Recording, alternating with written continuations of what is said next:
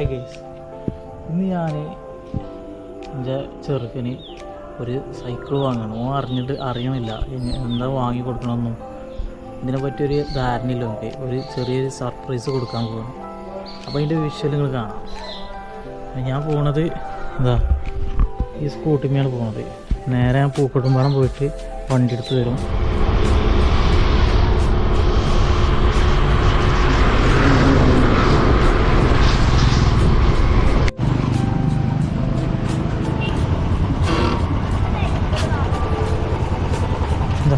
ഈ കടയിലാണ് വന്നത് സൈക്കിൾ നോക്കാൻ.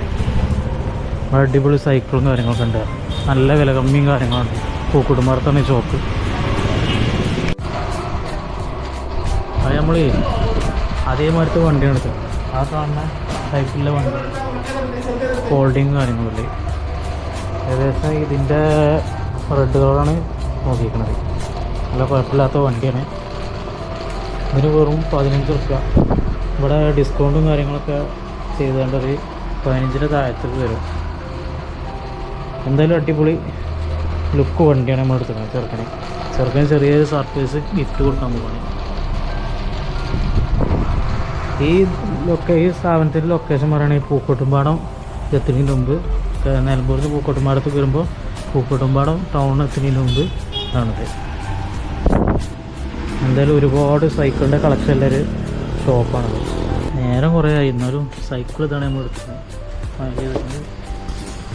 BMW ചെറുക്കനെ പൊളിക്കട്ടെ.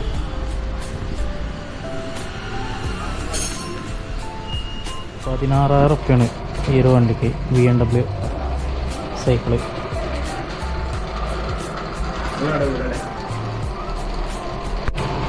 നമ്മൾ ചെറുക്കന് സൈക്കിൾ വാങ്ങി. ഓനക്ക് അറിയില്ല എന്താ സംഭവം എന്നുള്ളത്, ഏതാ ഇതൊന്നുമില്ല.